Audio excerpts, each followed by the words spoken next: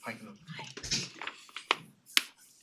Okay, we're here a little bit later than usual, but we'll get going here. This is the planning board meeting for Tuesday, March 5.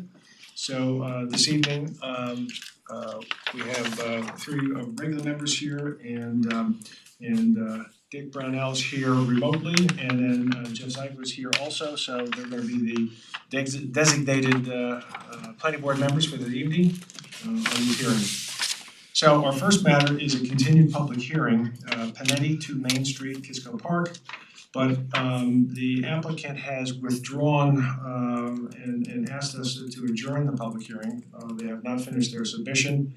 So what we've planned to do is to reschedule the public hearing, continue it till April 16th, was it, Felicia? Yes. April 16th, the second meeting in April. So we'll notice it for that continuation, and if we receive everything from the applicants, we'll hear the application at that point. Our next item is the informal appearance before us, and this is the Kolev, 8 Cynthia Court. Application for a site development plan approval for the construction of an in-ground pool and patio with starter controls and relocation of the existing septic tank. Sorry for the delay, but here we are. Thank you. Good evening, members of the planning board. My name is Andy Chung. I am the engineer for the applicant. Mary Ann and Gary are here also. They're the contractors who will be installing this plan. I brought a board. I think we're gonna put it on the screen also for everyone to see. But basically the board is the plan that was submitted on this last submittal. I just wanted to present the project. I haven't presented the project in front of you before. Right. So as you know, the design engineer, I wanted to just kind of go over some of these things that hard to decipher on paper. We can try this so that your arm doesn't go dead. I've been working out. Show off. Excellent, thank you. Alright, and no instructions, we're gonna figure this out. So there's been a couple of iterations to the original project. When we first tackled this project, we didn't really understand, the purpose of the original approved clearing and grading line, the previously approved clearing and grading limits. So now I think we have a better understanding, and I think we have a better placement of the pool and patio that follows as much of the zoning as possible. So the location of the pool and the patio around the pool is outside of the front yard setback, which is this dashed line right here. It is outside of the originally approved clearing and grading limit, which is this line right here. But it is not outside of the previously approved clearing and grading limit from November 5th, 2017. And I think, and I wasn't here for a previous planning board meeting, but I think, and correct me if I'm wrong, that was okay. As long as we were out inside of the originally approved clearing and grading limit from the July 7th, 2009 planning board approval. So I managed to fit the pool and the patio inside of that line. So that said, the stormwater design for this to take the flow from the impervious surface of the patio, the pool, and the additional hot tub that we were gonna be putting behind the house, the original intent was to Recording in progress.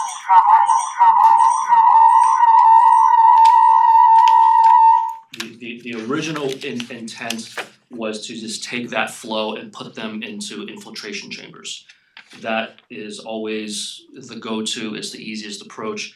So I had gone out there with Gary and Terry from the town, and we had excavated a couple of deep test pits, and we found that we hit rock at 3.5 feet. So as you recall, I think a lot of the construction of these houses in this subdivision, there was a lot of rock that had to be hammered out, etc. So because we couldn't do the infiltration chambers, what I ended up doing was doing a bioretention basin.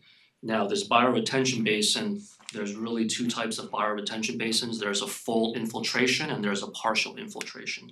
Because we hit rock at 3.5 feet, we couldn't do a full infiltration bioretention basin.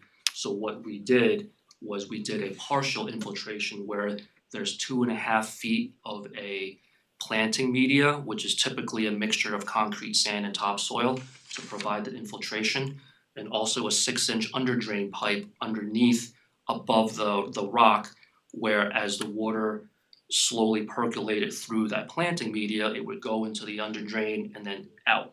So that accommodates the stormwater attenuation and the volume attenuation as well as the water quality.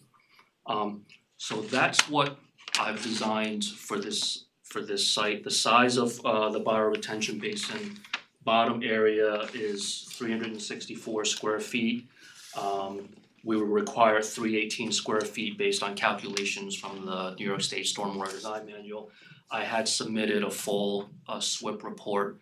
I received comments back. A lot of it is really just kinda, crossing my T's and dotting I's kind of thing. Some fixing of numbers. But the HydroCAD model in my design of the bioretention basin shows that I can attenuate various storms from the impervious area, from the patio and the pool, the hot tub, and I think there was an additional impervious area that wasn't previously accounted for. It came up with 1,625 square feet total of impervious area that this bioretention basin was going to treat. Would the retention area also be used at the end of the season for drawdown of both the pool and the hot tub? Yeah, so we had modeled the pool with the patio together. So the pool is in itself a impervious surface as well. So one of the comments was to show that the drawdown would be accommodated also. So I'm gonna include that analysis in the HydroCAD model Okay. with that. But yes, it will take the 6-inch drawdown of the pool.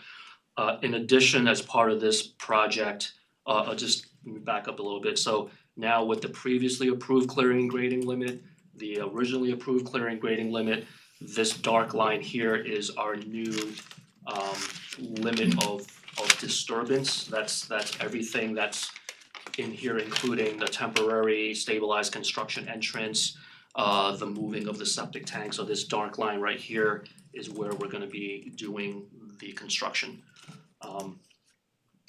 In addition to that, in addition to the patio and the pool and the bioretention and the hot tub, we have to move the septic tank because of the location of the pool and the requirements of the Board of Health requirements to be a certain distance away. That is actually pretty simple because the tank is literally right there. We're just moving it here. The effluent line just has to be replumbed into a new location.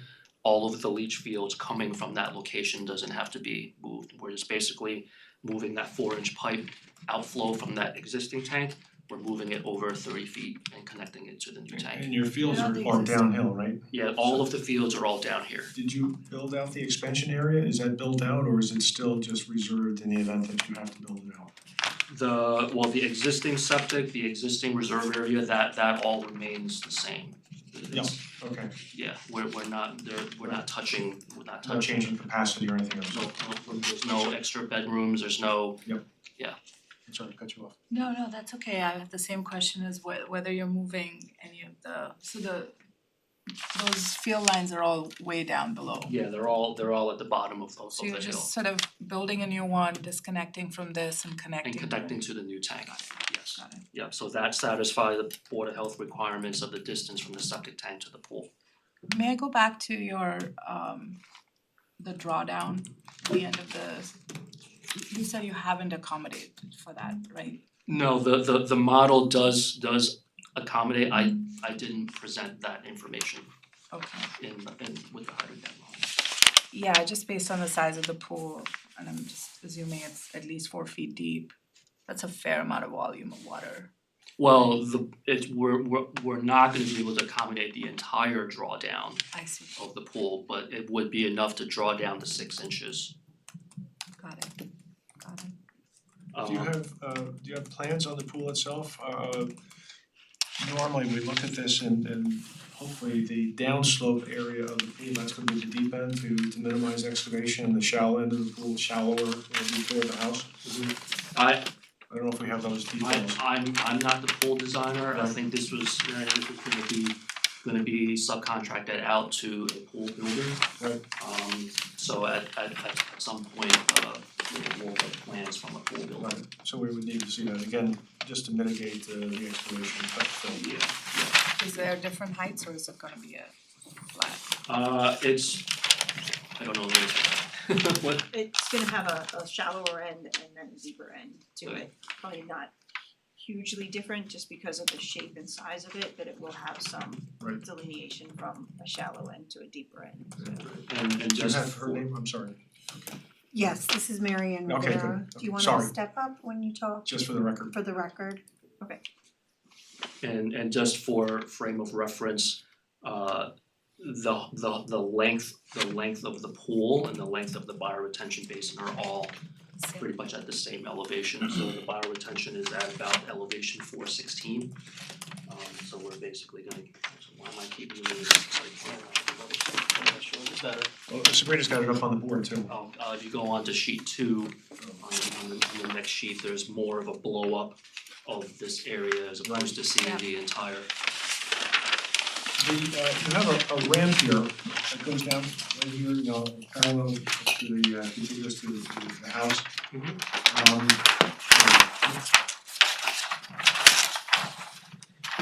It's about, So Yeah, so that it was to minimize the amount of cut, of Right. cut and fill that. so no steps, you'll use a ramp instead. Yeah, it's a gradual ramp going down, it's So it's ADA compliant, et cetera.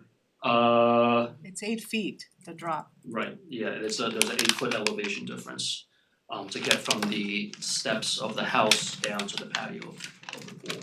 Okay, you need confirmation that I think that it meets ADA compliance, right? with the ramp, I have not checked if it was ADA compliant, but I could. I would imagine that we would have to see that. Even if it's, I don't know about the ADA bit, but if you're dropping 8 feet, It's pretty short. yeah, that's too sharp. It's good speed for a cannonball into the water. 418 to 426. Yeah, that's 6. Right, that's 8 feet. What we wanted to do was we wanted to use the pool, have the elevation, the top elevation of the pool to be as close to existing grade as possible. No, we get that. I think the question is like how steep is this, right? And whether that meets code. Getting from your back of porch or patio to the pool patio level. I mean, if I just, it seems like it's 1:4, right, the ratio? Without really having a, I can right? check that, I Yeah, can throw a slow barrel on there just to, Yeah, I think that's what we're, I can do simple math, so I need. Yeah. I'm just basing it on how wide it is versus how long it is. Mhm. And it feels like it's gonna be steeper than you need it to be. I'll throw a slow barrel on there just to Okay. show what that slope is. So I guess what we're looking for, I guess is really just, do we have a feasible project or are we, I think both Gary, Mary Ann and I think we've gone through I think probably about a year and a half of since the original submittal, and I think we wanna kind of gauge, should I keep working on this, or is this gonna be, no, you can't get a pool in here. And sorry to interrupt, but this is Tamara Kola from 8th Cynthia, and we have changed the plans and try to accommodate really as much as possible, and it's very disheartening because I feel like we have we've been dealing with this for a good almost 2.5 years now, just going back and forth with the plans and doing as much as possible. And when we actually, before we moved the house, I approached the board and asked them what the probability of was getting a pool, and they said absolutely, if you stay within these gradients, you should have no problem. I said, this is really important to me and my family, and before I buy this house, I want to know that if we follow everything that you guys have said, that should be not a problem, and I was assured so. So obviously I trusted that, not knowing much that I shouldn't. And Marianne and everybody has been working so hard on making this pool happen, and I just don't know what other hoops we need to jump through and how much more hope I need to hold out. Well, I can tell you that I think we're pretty well set with the presentation. What we'll next hear is from our staff, and they have comments in terms of various items that need to be done. I think you'll see that most of these are administrative types of things. Some of the things that you'll hear from the town engineer, there are some issues that have got to be resolved, but are they insurmountable?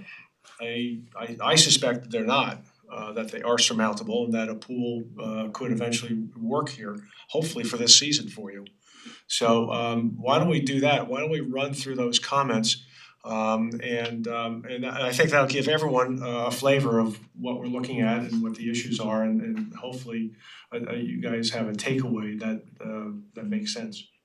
So Sabrina, why don't you start with your comments? You had some issues and comments. Sure, I don't have a lot of comments. Basically, there's two areas that need to be refined. These areas are really just for documentation so we can issue the proper approvals, and the planning board has the information that they need to determine whether or not you're in compliance with zoning. The first relates to my third comment regarding coverage calculations. So each one of these properties has a common driveway in this subdivision. There's a common driveway, and that common driveway contributes to your development coverage. It is very important for us to identify all of the development on the lot for total development coverage, and for you to demonstrate to us how that amount is calculated. I can tell you, based on your mapping, I do not believe that the common driveway is included in your calculations. So typically what we ask for is a map and a breakdown. The town engineer will assist you and provide you some information related to a lot in your subdivision that recently came in for changes, and that will assist you as an example of how to calculate that coverage. The coverage needs to be demonstrated on a plan as well as in the calculations worksheet. So I cannot, with the information I have, verify that the information you have provided is true. The planning board needs to know that that information is correct or where it falls within the zoning required development coverage. If you are over that coverage, they have the ability to grant you that overage. They just need the information to understand where you sit and what that process will be. My second comment relates to that clearing and grading limit line. And I know you said that you have planned on going back to the 2009 clearing and grading limit line. Unfortunately, that line was abolished by the planning board. However, we are recognizing that line as a line of definition because the newer line provides less of an area for you to do disturbance. What we need to understand is the amount of disturbance that is occurring beyond your approved clearing and grading limit line, and examining the 2009 clearing and grading limit line as kind of your outer limit. But we need to understand the total amount within that clearing and grading area that you are disturbing and changing from what is approved today. And those are really my two comments. May I just interject and ask one question? Why, I completely understand that we have to follow all of this, but why every single time is it something new? Like, why is this not something that we can just address once and for all with one meeting or one adjustment of the plans? These comments have been in every review memo that I have issued on this project. This is nothing new. And in fact, Sabrina's notes will indicate where she's had prior comments and where they've been addressed. So we know that those have been satisfied, those are done, and we're set with those. So we do carefully monitor those and check those. And again, none of these are earth-shattering and should thwart the success of the application. But it's documentation, we are obligated to follow the rules and regulations that the town board has set. And again, with regard to coverage, we have the ability to even approve some of this to a certain extent. We just need to know what the delta is and we have it memorialized on the plans. Again, not to, it's not any special fun for us or staff. It's just what we have to do so that we comply with the legislation. Can I ask a question? I understand. Absolutely, sure. Clarify. So the previously approved clearing and grading limit line, that was from the November 5th, 2017 planning board approval. So that line, we would not be able to get our project inside of that line because that's literally the footprint of the house. So what we're working with is the originally approved clearing and grading limit line from the July 7th, 2009 planning board approval. So that line is what we're using for me to come up with how much disturbance is occurring inside that limit line. Is that what you're looking for, Sabrina? Yes, the board needs to understand the amount of disturbance within that line because as it stands right now, the approved clearing and grading limit line sets a limit that you cannot go beyond. You are proposing your project beyond the approved clearing and grading limit line in several areas, not in the entirety of the areas of that area, but a portion of that area. So in essence, you are redrawing that line. We need to understand how much disturbance is occurring because oftentimes the planning board requires mitigation for changing that line and disturbing it being what has been the limitation. Understood. Now, I do wanna say that my bioretention basin is outside of that line. And I think there was a previous planning board meeting where I think that was okay. Cause honestly, that's really, I can fit the pool and the patio inside that approved clearing and grading limit line, but I can't get the pool and the patio and stormwater system inside of that line. Understood, I think we understand that. And we, we're not trying to set up something that is impossible for you. But again, to Sabrina's point, we just need to know what that delta is, what the information is for the change. I will submit a separate plan that shows the coverage calculations.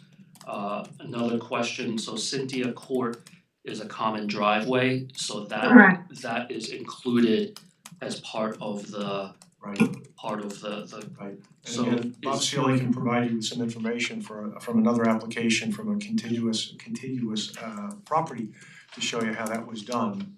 And it'll probably give you a heads up on that. right, cause I would need to know where it starts and where it ends. Exactly, Correct. exactly.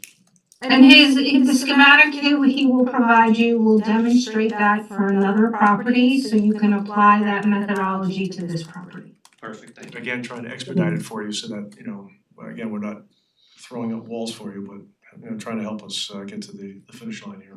Do you think we can give some ideas of what the mitigation would be, because we know it is not gonna meet and the delta is Well, gonna be larger, so like. what we've can we- done, that's a good point, and trying to anticipate the next conversation. Right, right. So I can tell you that on a neighboring property, we have pictures up again, not this, but what we did on that, let me make sure I don't shine at people's eyes. What we did on that was, we decided that down here in this area, that there would be some mitigation in terms of returning that area back into undisturbed area. In exchange for the delta of the increase in the clearing rate limit line and increased disturbance and coverage. So that's what we did last time, and if you wanna think in terms of that, I think it was fairly painless to the other applicant. fairly innocuous, and yet it helped us over that hurdle to justify in our minds that there was some mitigation here, good faith mitigation on the part of the applicant to offset what is unavoidable for the preferred project. So that's something that jumps out that we looked at previously. I don't know if we had anything else that do you remember, Eldad, was there anything else that we looked at on the other application, or Dick, do you recall? I'm not sure, It was Dennis. because I'd like to hear what Dennis has. Yep. Yeah, I can understand that way. Sometimes I'll do work on Yeah. properties where there's wetlands, so we Yes. would replace some of those wetland Exactly. plantings. And so Maybe yeah, some it's pretty- plantings, you know, whatever. And the other application was a little bit more complicated. It was a path and a roadway and all that kind of stuff on the property. Now, just so I did propose some plantings in the bioretention basin. Would that Thanks. help? No, cause that's really part of the mitigation on the. Right, you don't- Dennis, do you wanna take Yeah. over your? I mean, I tried to provide that in the memo, like generically speaking, stormwater is not considered mitigation or replacement, just as if you wanted to flip that model. As the Corps of Engineers and DEC says, don't use our wetlands for stormwater treatment, they're really thought of as in two different entities, so. Got it. But that other application, obviously, that Chairman's speaking of, you know, it's been posted and I could guide you to that, and you know, they did, as they were saying, there were plantings, there were opportunities to remove invasive species from this understory area. There was deposition of a lot of debris on the drainage easement in the back that needed to be removed, and there was planting opportunity there. So, you know, there's always something, you know, 'cause planet Earth is our beauty and dumping ground all at the same time, so there's always we could find a balance somewhere where something could work out, but it wouldn't be the pollution controls per se, they have another function.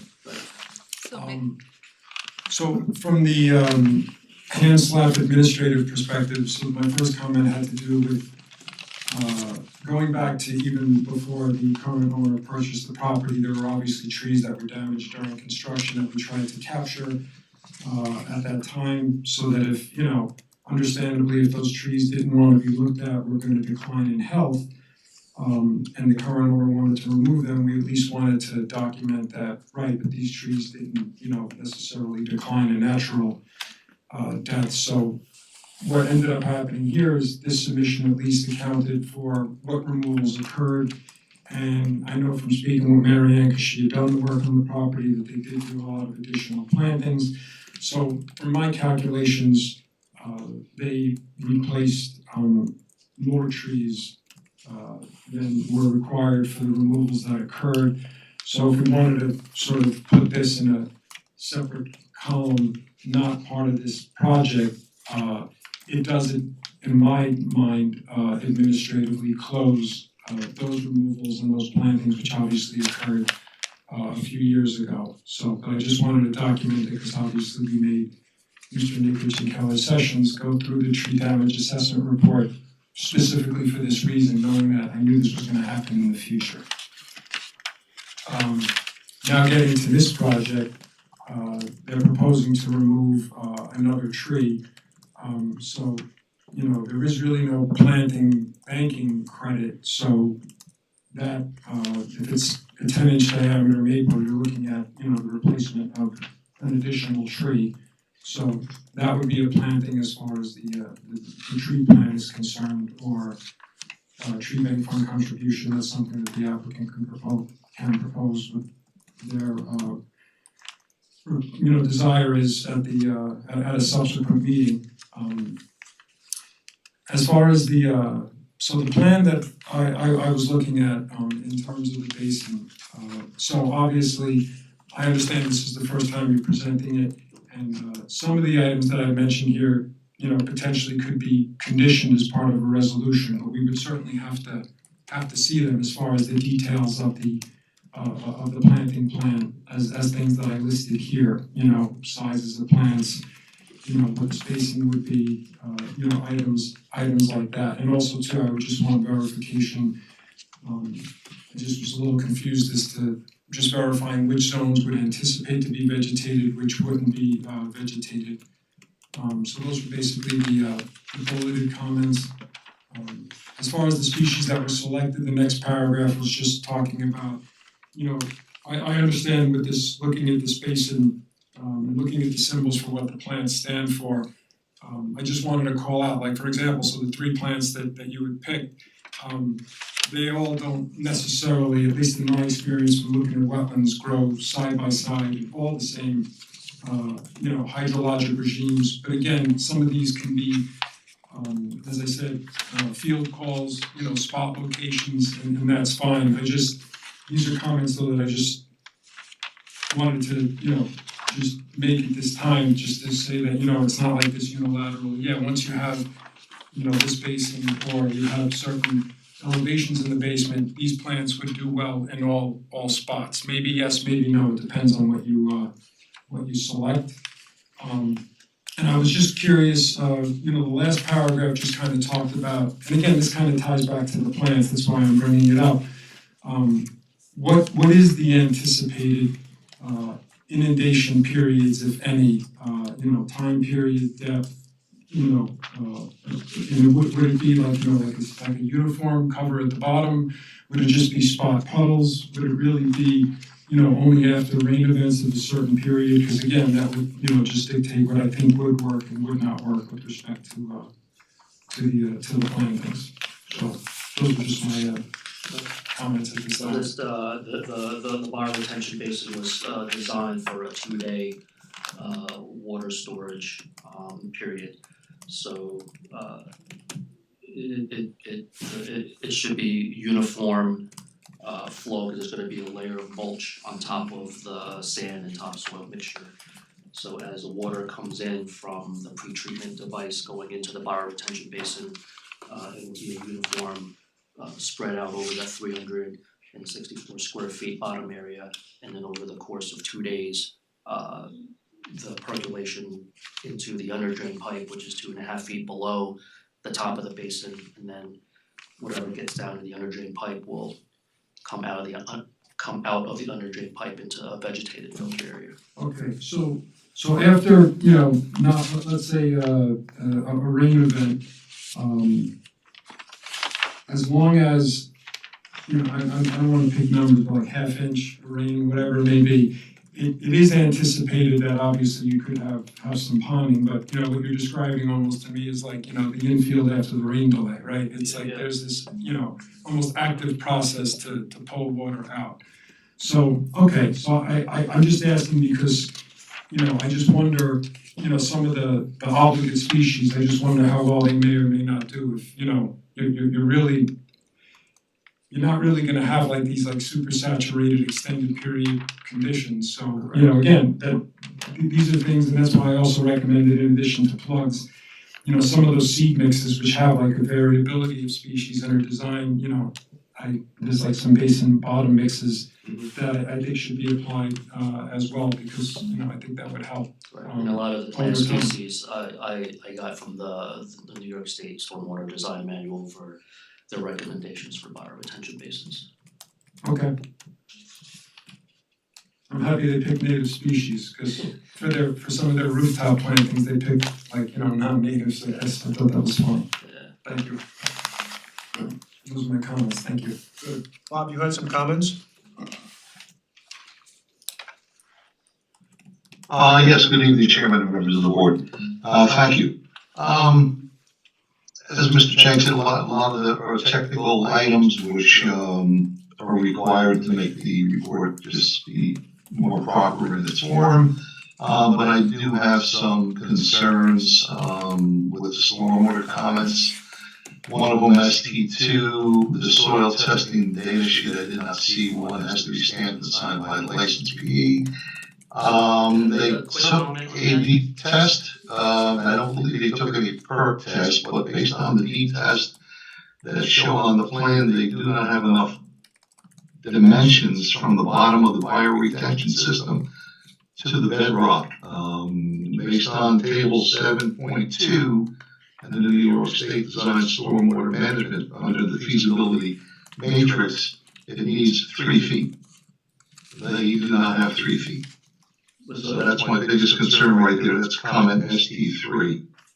ST4 basically is just a standalone drainage map which clarifies the sub-catchment area. ST5 is a rainfall distribution map. I'll go over those real quick. ST6 is technical comments on how they set up the HydroCAD report. ST7 is based on what I just said previously for ST3. The deep test hole they did is not in the center of the proposed bioretention basin. That must be taken there where it is right now is by the pre-treatment area. And again, the one that they did show does not indicate meeting compliance with the DEC manual. So hopefully when they do the one in the middle, they'll have the 3 feet. It's ST7 or ST8, 9, 10, 11, all technical comments to make the report just a little bit more efficient in what it's trying to reach. 19, and obviously the property is located in the East Hudson watershed, which is DEP territory, so it's going to get obviously a permit from DEC on that regard for erosion and sedimentation control. Number 20, ST20, and the bioretention system is going to be feasible, if it will be feasible.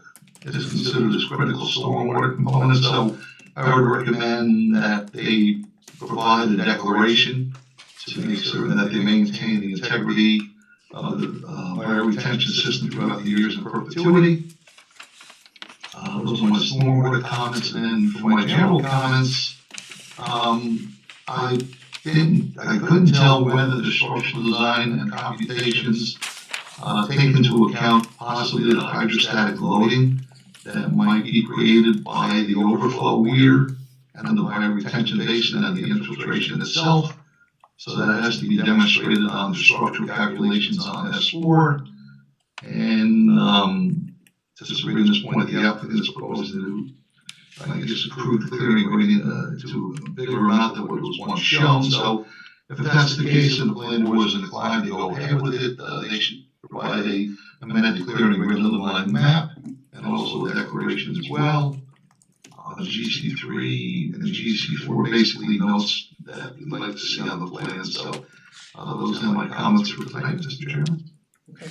Did you have some questions or comments on the town engineers? Yes, I had a couple of questions.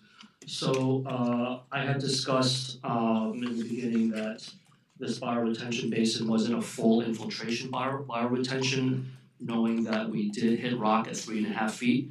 So that was the reason why we couldn't do a perk test because we hit rock at 3.5 feet. Now, well, can I say if it's gonna be just, you have to put a liner in it then, so it doesn't infiltrate. And even if that's the case, table 7.2 still says 2 feet. So the 3-foot requirement was for the full infiltration. If we use the bedrock as its limiting layer, you could have, I guess, there's a 6-inch underdrain pipe, so whatever comes through the soil in the bioretention makes its way into that underdrain pipe. So there isn't really a requirement to have any amount of soil to your limiting layer. So I don't think the 3 feet is really serves a purpose, because whatever comes through the bioretention is gonna go into the underdrain pipe, and the underdrain pipe is gonna go out of the basin into a filter area. So having 2 feet, 3 feet, no feet of soil from the underdrain down to the bedrock doesn't serve a purpose. Well, that's what the table shows, and that's what I go by. It's a New York State Design Stormwater Manual, it says 2 feet. And it has an asterisk by it, and it says, if designed with a permeable bottom, which you're speaking of, it must have 3 feet. So evidently what they need regardless is a minimum 2 feet, and if it's gonna be used as infiltration, it has to be 3 feet. So either one of those are not met. Alright, I'll take a look at that. But as far as the perk test, I'm not gonna be able to do a protest on existing grade just because we hit the rock at 3.5 feet. That's understandable. Yeah, so the filter media inside the bioretention basin is gonna be, there's gonna be a certain percolation rate. It's basically concrete sand mixed with topsoil at 2.5 feet depth, so that's what's gonna be the infiltration. One, sorry to interrupt, one comment I failed to mention on is that there is based on the 2022 regulations that the county came out with in last April, they stated there that there should be no stormwater improvements above the septic systems. Now, of course, I can't make the interpretations on how they're gonna see this as a stormwater infiltration system, but I would think in this particular case, just to be conservative and safe, I would require you to obtain a no objection from the county, which is basically they look at it, they make a determination if they feel their new rules and regulations doesn't apply to this, they would stamp no objection onto that. So that's something we would require, prior to the issuance of a BP. That would help any future people who own the house, that, okay, that was covered. That is correct. We do it to cover all bases. So it sounds like a little more work. Paperwork, maybe. Except for some testing. Right? Does that sum it up? Yes, they have to do a deep test within the center of the bioretention, and possibly they might get 2 foot that's needed. So you're requesting a letter from the Board of Health saying that there's no objection of having. Basically, what we do is when you get the plans pretty much done, there's a stamp we have in the office that basically requests that from them. You bring us 2 copies of the plan. We put that stamp on the plan. We give it to you, the applicant. You bring it up to Westchester County up there on Mount Kisco. They look at it, they review it, they make a determination. If they have no objection to your design relative to it in its proximity above the septic, they stamp it no objection, and they keep 1 copy, and you give 1 to us. Okay. And then as far as the retaining wall that is below the bioretention basin, I kind of put that in there just to reduce the amount of earthwork, just because of the slope of going down that hill. Putting in a retaining wall would prevent, would not require the grading back down at a 3-to-1 slope down to the existing grade. Half a dozen of the other, we could do a retaining wall, we don't have to do a retaining wall. Well, I just want to make certain that if there is a big storm event, let's keep in mind now, guys, the pre and post development only picks up the differential between the curve numbers pre and post. So it's actually, when you do the math, it's about a 4-inch depth of rain. If you get a big storm event, you get 4, 5, 6 inches, it's going to overflow over the berm, go behind the retaining wall, back up. So something has to be looked into to make sure that wall can withstand any additional hydrostatic loading in the worst case scenario. So that should be looked into. Yeah, I'll provide those calculations. But I think overall, the notion, the idea of the retaining wall is a good one because it limits the impacts. First of all, you would have much more impact in terms of clearing and grading limit line, and it'd be a different project, different problem. Before I put the wall here, my grading Sure, would be sure. down here. Joe, I think it was a very good addition that you put in. That was it, I'm in the process of addressing the comments now. Have you received a copy of the I comments? have everything. Okay, great, good, okay. All right, anyone else, any comments, questions? Jeff, anything? No, good for now. Dick, anything else at this point? I think it has to have another round. Yep, agreed. Okay, I don't know how soon you can get your material to us, but we'll schedule as soon as you have the stuff to us. I'll probably get it to you in the next week or so. Yeah, so what are the cutoff dates for, say, April 16th? The next cutoff date is March April 3rd. I don't believe we're gonna have a meeting that day. On April 3rd? Don't look so disappointed. I believe the next cutoff date is March 25th for the April 16th meeting. March 25th. Yes. So if you can get material in, we're happy to schedule you to get you going, Okay. if it's realistic for you. You'll get everything revised by March 25th. Okay, good. Very good. Okay, thanks. Thank you. Thank you very much, thank you. Just to clarify, Question? you'll send us out everything that you need so we can have it to you for the March 25th, or just base it upon all the comments that we made today? Based on the comments. Okay. Yeah, I'll have a response memo addressing everyone's comments. I'll have a revised set of plans. Yeah, exactly. And probably 1 or 2 additional plans based on Sabrina's comments. Yes. So, yeah, let me just comment, do you wanna be out there?